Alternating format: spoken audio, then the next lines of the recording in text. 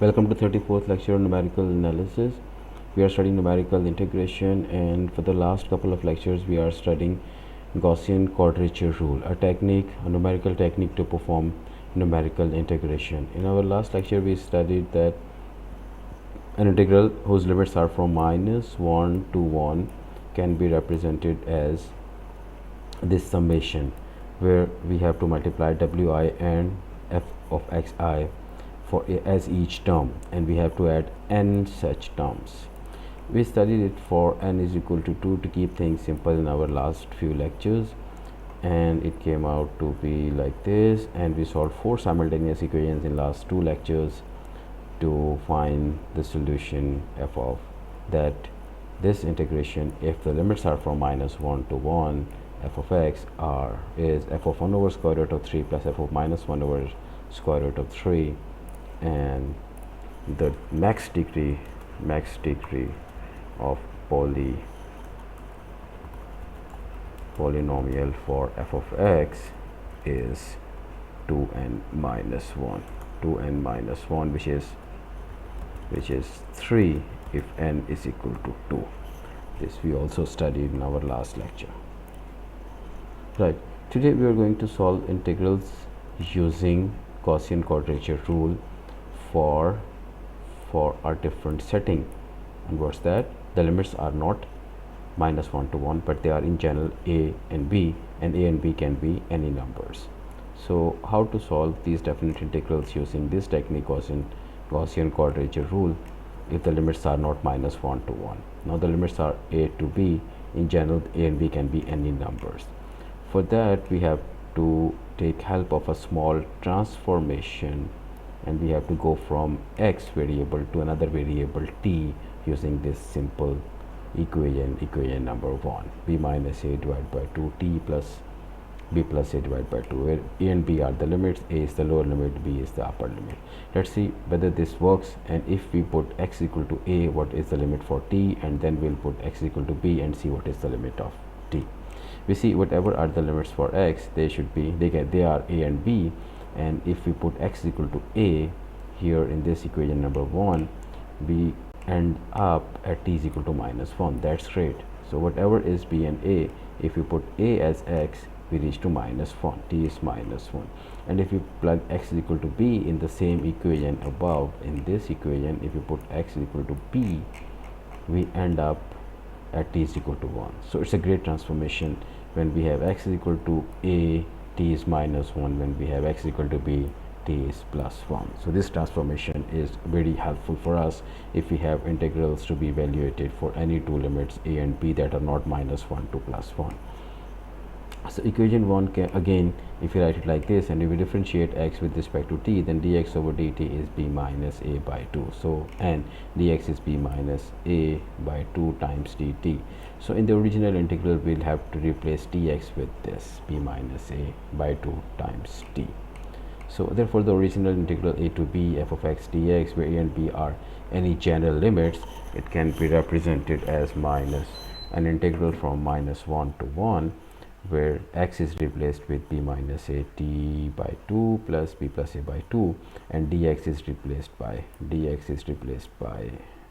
this b minus a by 2 dt, and x is replaced by b minus a by 2 times t plus b plus a by 2.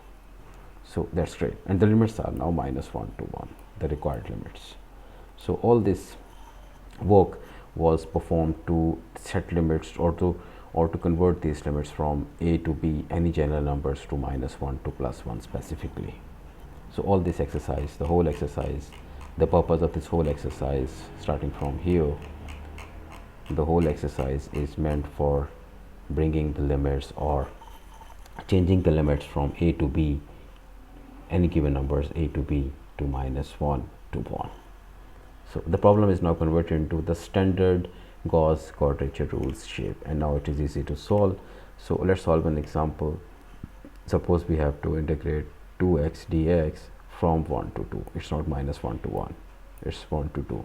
So we have to apply this transformation. Which transformation? This transformation. X is b minus a by 2 t plus b plus a by 2. but put a and b. What is a and b in this example? Let's see. A is 1, b is 2. So first we solve it using the technique we know, and the standard technique, and the answer is the exact answer, which is 3. So now let's apply first the transformation, and then we'll apply the Gauss quadrature method to find the answer, and we are expecting the answer to be 3. Right, so a is 1, b is 2. We apply equation number 1 once again, and this is 1 by 2 t plus 3 by 2, because 2 minus 1 is 1, 1 by 2 t plus 2 plus 1 is 3, 3 by 2. So now we differentiate on both sides to find dx equal to dx is 1 by 2, and dx is 1 by 2. If dt is multiplied here, it becomes 1 by 2 dt. So the integral now becomes 2x, x is replaced with 1 by 2 t plus 3 by 2, x is replaced with 1 by 2 t plus 3 by 2 using equation number 1, and dx is replaced by 1 by 2 dt. So now we can take this 1 by 2, we can write this 1 by 2 outside this integral, and this 2 is cancelled with this 2 because this 2 can be taken common. So now we are left with t plus 3, and the limits of course are from -1 to 1. So in a very good position to apply these limits, and to apply we are in a very good position to apply the standard Gaussian quadrature rule that we studied in our last lecture. And we studied that if it is in this form, and the limits are from -1 to 1, and the max order of the polynomial is 3 or less than 3, then we can write it as f of 1 over square root of 3 plus f of -1 over square root of 3. This is what we studied in the last 2 lectures.